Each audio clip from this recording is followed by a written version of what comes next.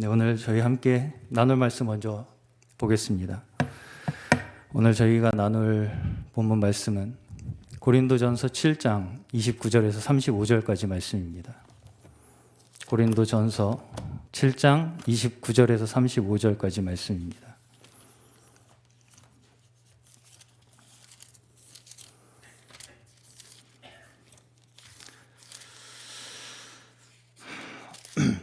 저와 성도님들께서 한 절씩 교독하시겠습니다. 제가 먼저 29절부터 봉독하겠습니다. 형제들아, 내가 이 말을 하노니 때가 단축하여진 고로 이후부터 안에 있는 자들은 없는 자같이 하며 웃는 자들은 울지 않는 자같이 하며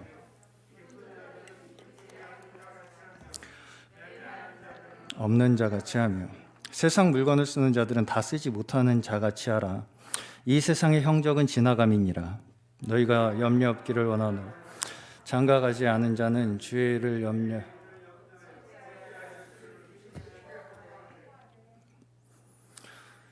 장가간 자는 세상 일을 염려하여 어찌하여야 아내를 기쁘게 할꼬 하여 마음이 나누이며 시집가지 아니한 처녀는 주의 일을 염려하며 몸과 영을 다 거룩하게 하려 하되 시집간 자는 세상 일을 염려하여 어찌하여야 남편을 기쁘게 할꼬 하느니라. 함께 보겠습니다. 내가 이것을 말함은 너희의 유익을 위함이요 너희에게 올무를 놓으려 함이 아니니 오직 너희로 하여금 이치에 합하게 하여 분유함이 없이 주를 섬기게 하려 함이라. 아멘. 네. 벌써부터 웃으시면 안 됩니다. 네, 오늘 나눌 말씀은 고린도전서 7장의 내용을 전체적으로 제가 함께 묵상을 하고자 합니다. 네, 어떤 특별한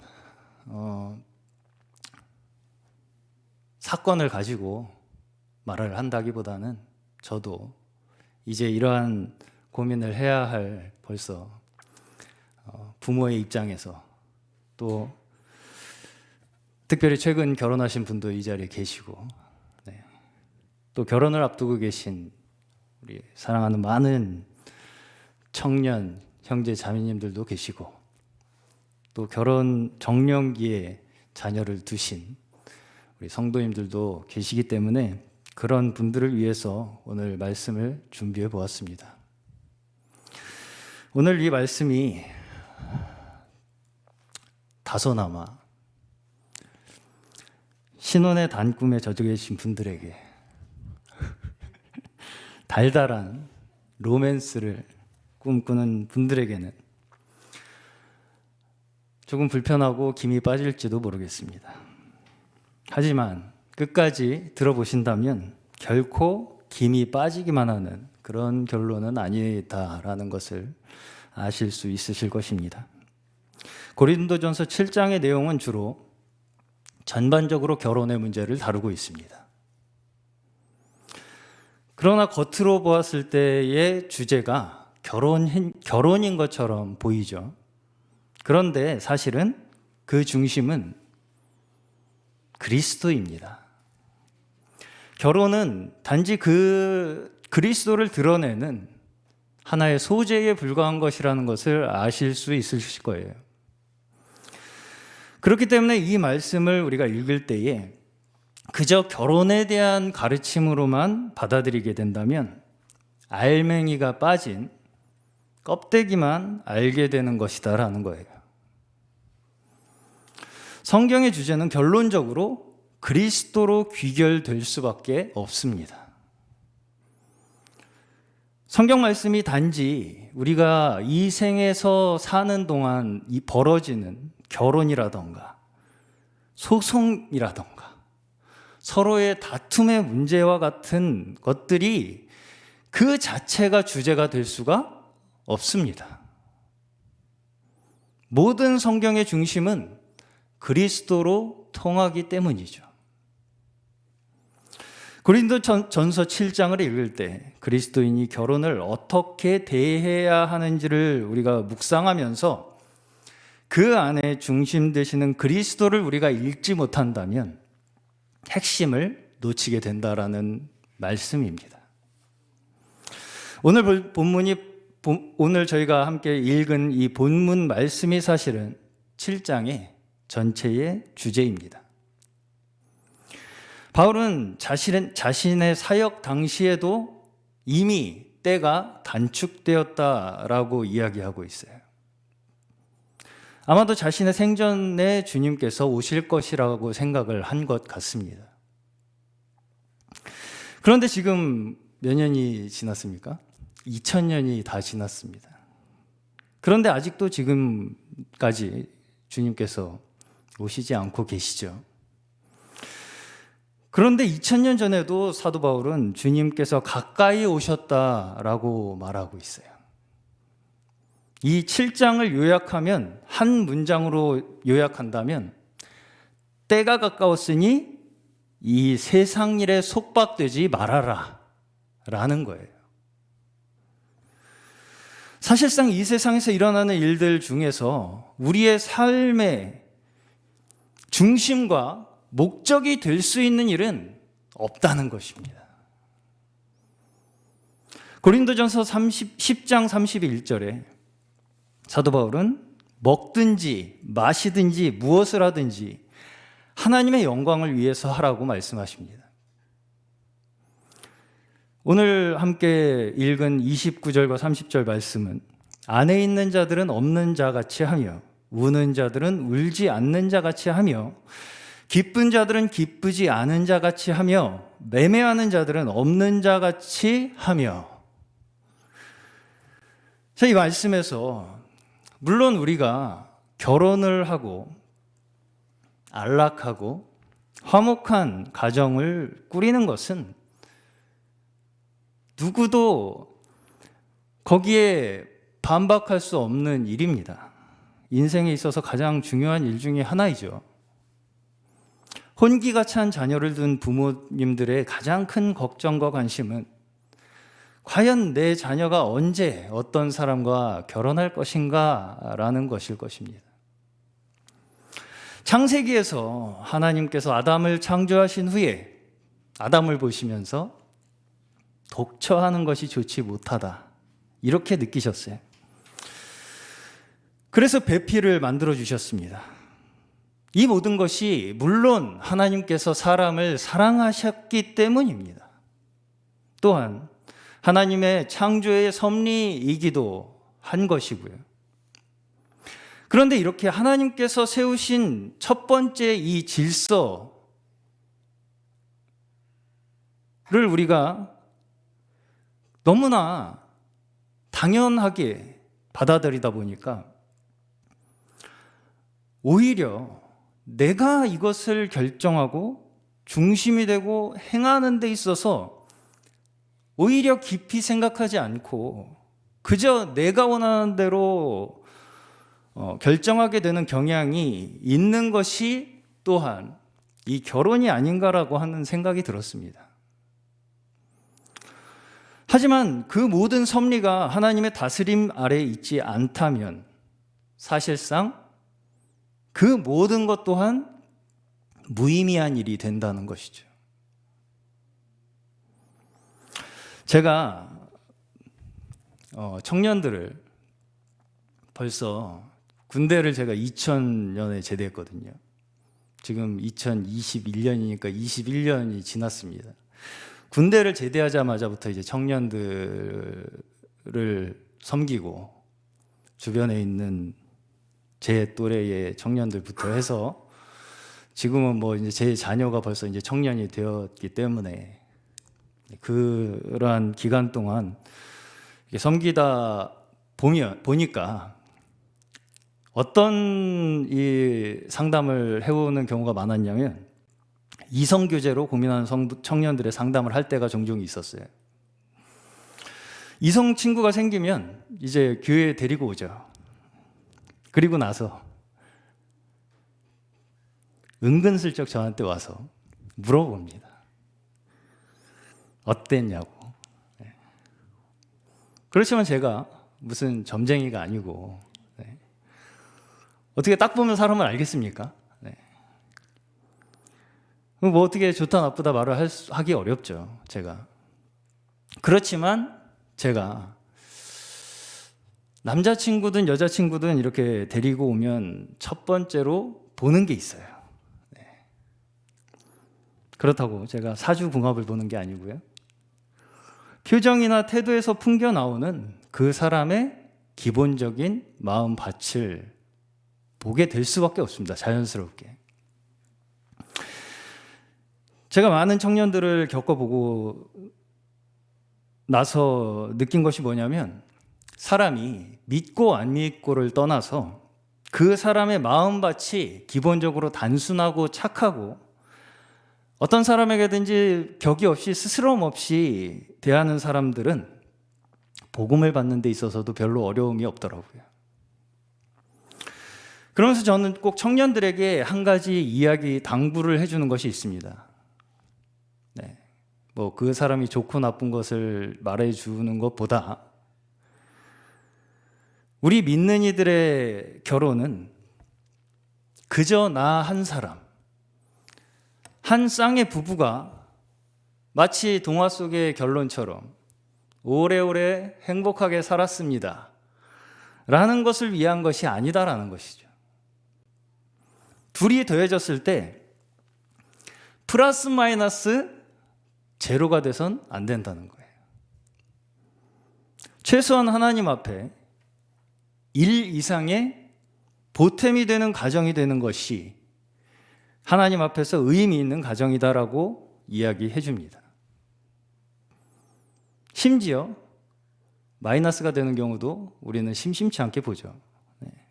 무슨 말씀이냐면, 물론 서로 우리가 사랑하고 그 상대방과 있으면 정말 행복하겠다, 뭐 이런 마음이 있어야 결혼이 가능한 것은 당연하겠죠. 우리가 우스갯소리로 어느 정도면 되겠냐라고 물어봤을 때 서로 밥 먹을 때 얼굴 보고 밥 먹을 정도만 되면 되지 않겠냐 라는 우스갯소리도 있습니다. 그러나 나 중심적인 행복을 추구하는 생각만으로는 사실은 진정한 만족을 우리가 얻기가 어렵다는 거예요. 그렇기 때문에 주 안에서의 사랑과 주 안에서의 평안과 행복이 우리에게 먼저 필요할 줄로 믿습니다. 어떤 감정이나 행동들도 그저 그것이 나 자신만을 위한 것이라면 그것이 슬픈 일도 기쁜 일도 그저 한순간이고 사고 파는 일도 한순간이라는 것입니다. 오늘 말씀에 의하면 한 가지 제가 예를 들어 드릴게요. 요새 스마트폰이라는 최첨단 엄청난 기계가 나왔죠.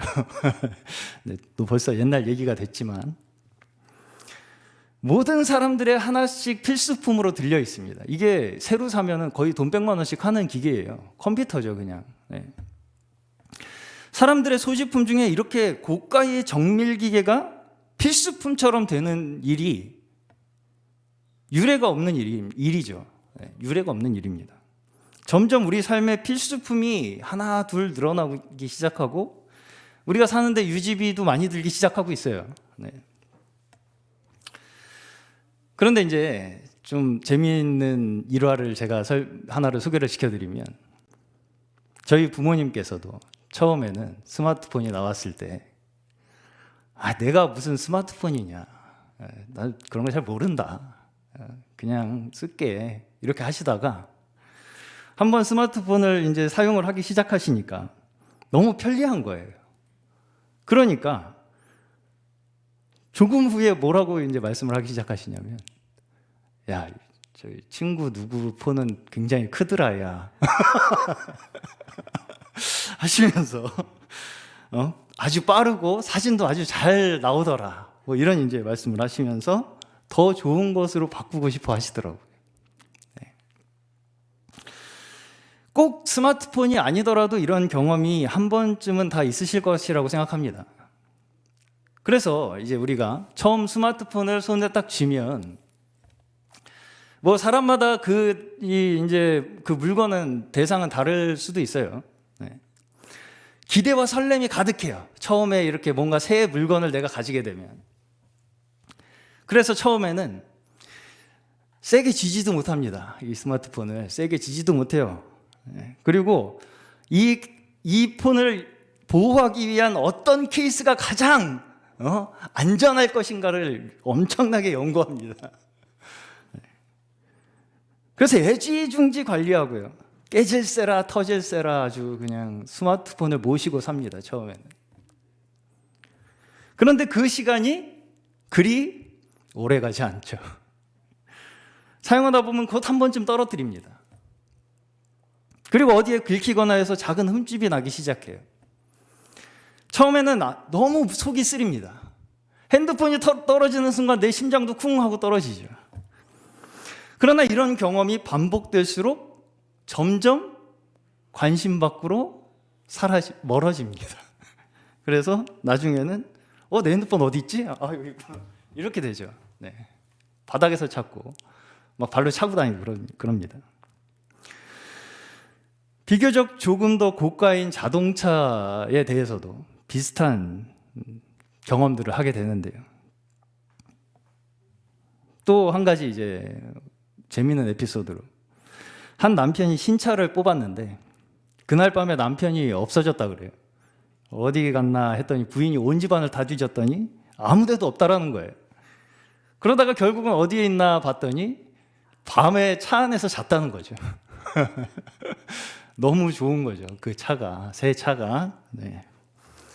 너무나 남자로서 이해가 가는 대목이죠. 네. 그런데 처음에는 다 그래요. 다. 너무 막 그냥 애지중지 그냥 소중하죠. 근데 어느 날 주차장에 가보니까 범퍼에 작은 흠집이 나 있어요. 아주 멘탈이 흔들립니다. 그냥 막 이걸 잡아다가 그냥 흠집 난 부분이 그냥 온 밤새도록 내 눈앞에 어른거리고요. 잠이 오질 않죠. 그만큼의 스크래치가 내 가슴에 나 있습니다. 그런데 그 기분 또한 그렇게 오래 가지 못합니다. 여기저기 긁고 다니다 보면 그냥 좀 더 타고 긁고 다니다가 이제 한 번에 고치지 뭐 이렇게 됩니다. 네, 그렇죠? 마음에서 내려놓게 돼요. 그래서 우리 모두에게는 완전함이라는 것을 추구하는 마음이 있어요. 네, 완전한 것을 추구하는 마음이 있어요. 근데 이런저런 경험들을 통해서 우리가 원하는 그 완전함은 점점 손상되고 파괴되고 퇴색되고 결국은 그냥 포기하고 살게 되는 것이 우리가 많이 경험하는 것들입니다. 사실상 그리고 이런 경험은 우리의 삶 속에서 전방위적으로 걷잡을 수 없이 항상 벌어지는 일이에요.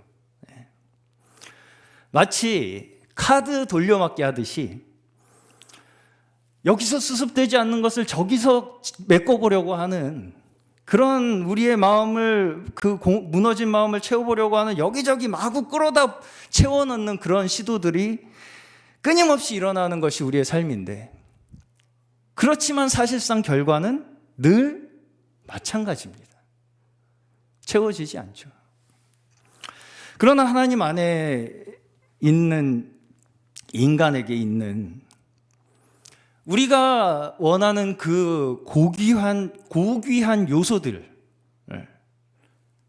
예를 들면 사랑, 기쁨, 행복, 소망과 같은 이 고귀한 것들의 요소들의 원형이 하나님 안에 존재한다는 거예요. 그리고 그 원형을 회복하기 위해서는 한 가지 방법밖에 없는데 반드시 하나님께 돌아가야 한다는 것입니다. 우리에게 흔적은 있습니다. 그것을 원하는 마음은 있어요. 사랑을 원하죠. 기쁘길 원합니다. 누구나 행복하길 원하고요. 그러나 그것이 우리에게만 있을 때는 흔적일 뿐이라는 거예요. 완성될 수가 없어요.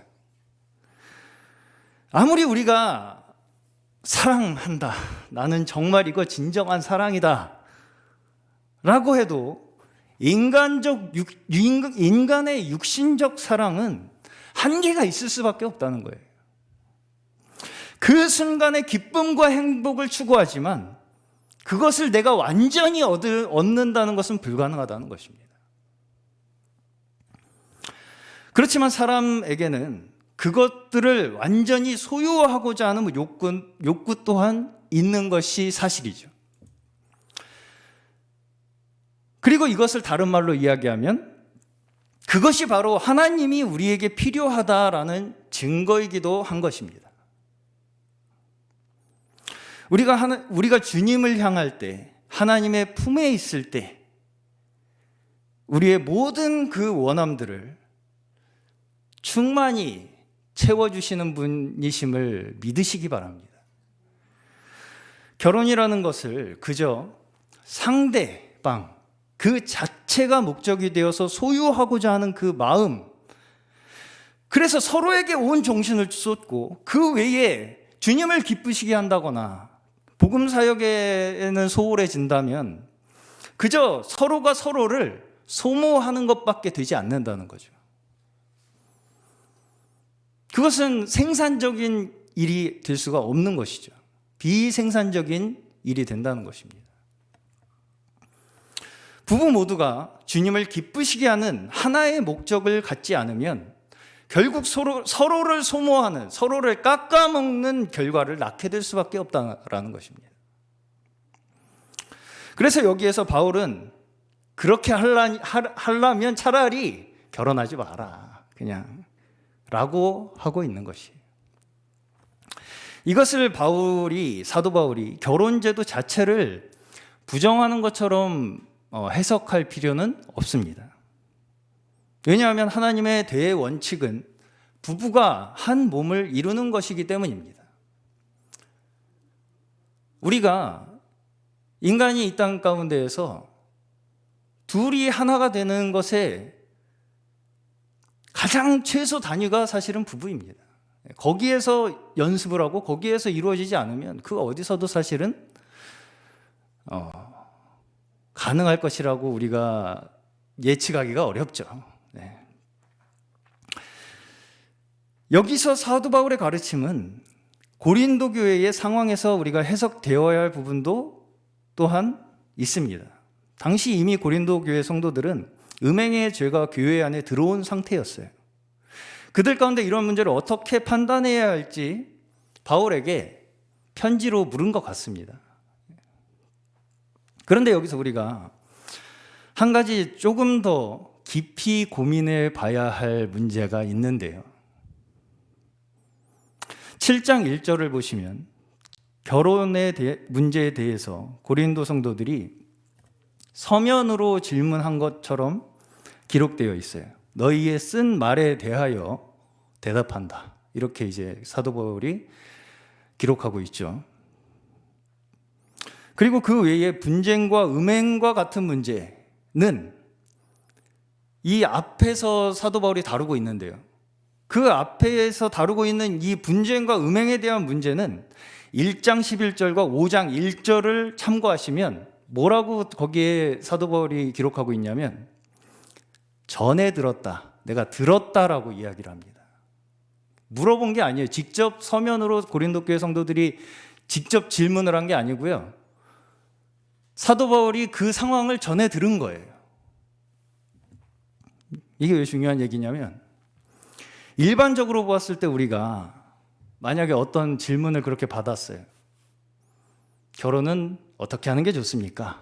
이렇게 질문을 한다면 그 문제에 대해서 일단 먼저 질문에 대한 답변을 하는 게 일반적이겠죠. 하지만 여기서 바울은 서면으로 들어온 질문에 답하기에 앞서서 그들 가운데 있던 근원적인 문제를 먼저 이야기한다는 거예요. 그들이 서면으로 직접 질문한 내용이 아니지만 분쟁의 문제를 먼저 다루고 음행의 문제를 먼저 다루고 송사의 문제를 다루고 있습니다.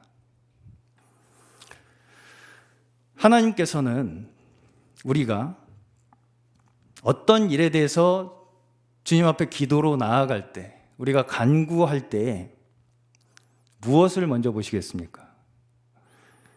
우리의 마음속에 의도를 먼저 보십니다.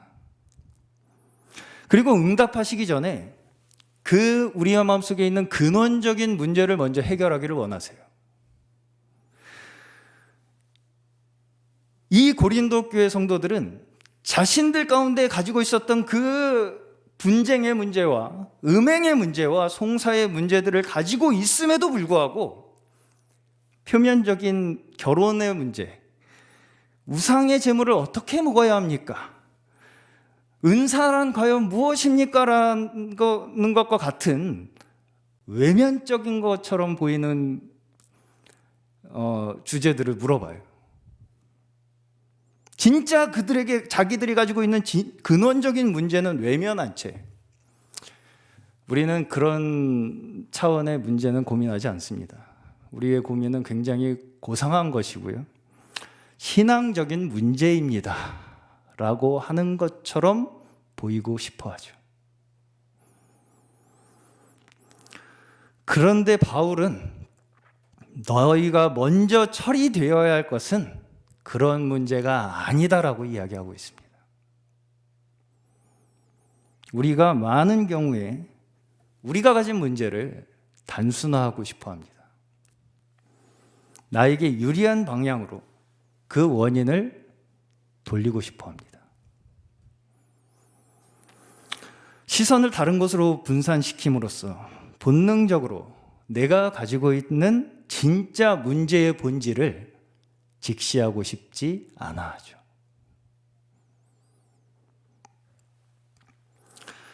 이렇게 겉으로 나타난 질문들에 숨어 있는 자신들의 본 모습을 바라보지 못하고 있다는 것입니다.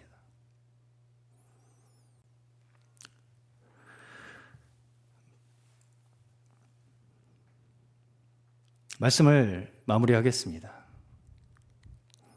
오늘은 제가 이 정도로 원론적인 부분에서만 나누고 기회가 된다면 제 경험과 더불어 조금 더 자세히 나눌 수 있는 기회가 있을 수 있다면 좋겠습니다. 여러분은 정직함이라는 것이 무엇이라고 생각하시나요? 정직함이라는 것을 우리가 성경에서 대표적으로 떠올릴 수 있는 구절이 다윗이 시편 51편에서 정직한 영을 새롭게 하소서라는 기도를 하나님 앞에 드린 것이 먼저 떠오를 것입니다. 그런데 정직함조차 이 기도에서 우리가 볼 수 있듯이 우리 스스로 만들어낼 수 없다라는 거예요. 왜냐하면 어떤 때에는 우리 스스로조차 내가 가지고 있는 내 동기를 직시하지 못하기 때문입니다. 내가 무슨 마음으로 이렇게 말하고 행동하고 있는지를 나 스스로도 알기가 어렵다는 거예요. 정직함이라는 것은 정직함을 제가 한 문장으로 좀 정리를 나름대로 해봤는데 한번 동의가 되시는지 한번 들어보십시오. 내가 나 자신에 대해서 내리는 객관적 평가입니다. 동의가 되십니까? 네. 나에 대해서 내가 내리는 객관적 평가가 정직함이라는 것입니다. 제가 생각하는. 다윗의 이 정직한 영을 새롭게 하소서라는 시편 51편의 기도는 자신이 죄악을 저지른 후에 회개의 기도였습니다. 나의 문제를 덮고 또 덮는 그 죄악의 반복 속에서 헤어나올 수 없는 자신의 그 죄악의 구렁텅이 속에서 구원해달라는 간절한 울부짖음이었죠. 나의 문제의 원인을 덮고자 하는 그 어두움에 사로잡힌 나의 자아까지도 주님 처리해 주시옵소서 라고 하는 간절한 간구의 기도였다는 것입니다. 이러한 우리의 어두움에 사로잡혀 있는 우리의 영을 새롭게 해달라는 기도라는 것이죠. 먼저 우리는 이렇게 근원적인 회개의 기도가 우리에게 먼저 필요한 줄로 믿습니다. 나의 자아가 십자가에 못 박혔음을 믿고 우리가 그 안에 거할 때에서야 비로소 우리는 나라는 사람에 대해서 객관적 평가를 내릴 수가 있게 됩니다. 그리고 그때서야 우리는 비로소 정직해질 수 있는 거예요. 그것을 통하지 않고서는 우리가 절대 우리 스스로 내가 정직하다라고 말할 수 자신 있게 단언할 수 없습니다. 먼저 우리는 솔직하게 우리의 상태를 주님께 고하고 자백하며 나아가는 심령이 우리에게 먼저 필요한 것입니다. 그리고 사실상 이러한 간구, 나 스스로 나의 한계를 극복할 수 없음을 시인하는 것, 그 심령 자체가 사실은 정직한 영입니다. 고린도전서 7장 말씀을 통하여 우리의 삶의 중심을 어디에 우리가 두어야 할 것인지, 또한 주님 앞에 나아가는 우리의 마음이 어떠해야 할지 우리 다시 한번 깨닫는 귀한 시간 되시기를 주님 앞에 축원드립니다. 주님께서 우리의 마음을 더욱 이 시간 얻어주시고 이 생에서의 일에 일희일비하지 않는 오직 주의 일에만 기뻐하고 우리의 온 마음이 드려지시기를 주님의 이름으로 축원드립니다. 우리 함께 정결한 마음 주시옵소서라는 찬양으로 우리 말씀 다시 한번 기억하시면서 정말 기도하는 마음으로 우리의 마음 다시 한번 새롭게 하여 주시고 정결케 하여 주시고 우리의 마음이 오직 주 앞에 서 있는 주님의 자녀들로서 더욱 온전한 모습으로 설 수 있도록 은혜 주시기를 우리 간절히 정말 간구하는 우리의 마음을 담아서 함께 찬양하기 원합니다. 정결한 마음 주시옵소서.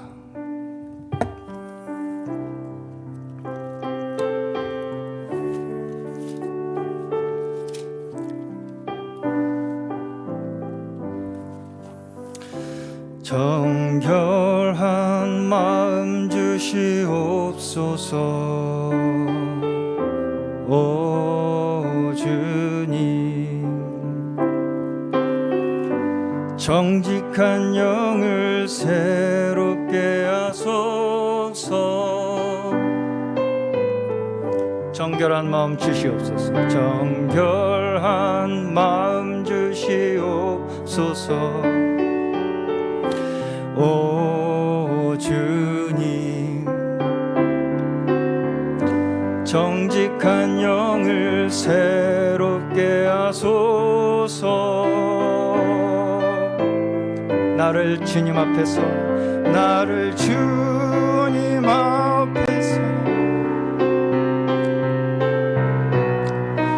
마시고 주의 손 영을 거두지 마옵소서. 그 구원의 기쁨 다시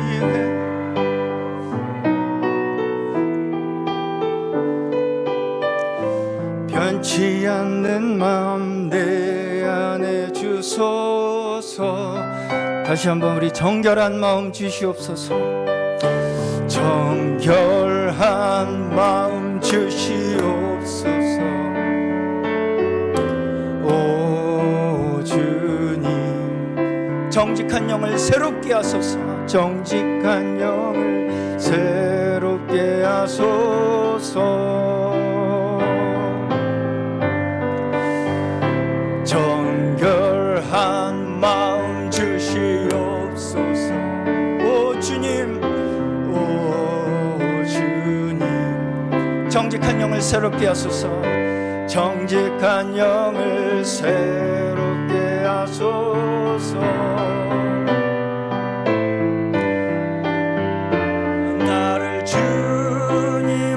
앞에서 멀리하지 마시고 주의 성령을 거두지 마옵소서. 그 구원의 기쁨 다시 회복시키시며 변치 않는 마음 내 안에 주소서. 나를 주님 앞에서 멀리하지 마시고 주의 성령을 거두지 마옵소서. 그 구원의 기쁨, 그 구원의 기쁨 다시 회복시켜 주시며 변치 않는 마음 내 안에 주소서. 변치 않는 내 안에 주소서. 우리 잠시 오늘 나눈 말씀의 입과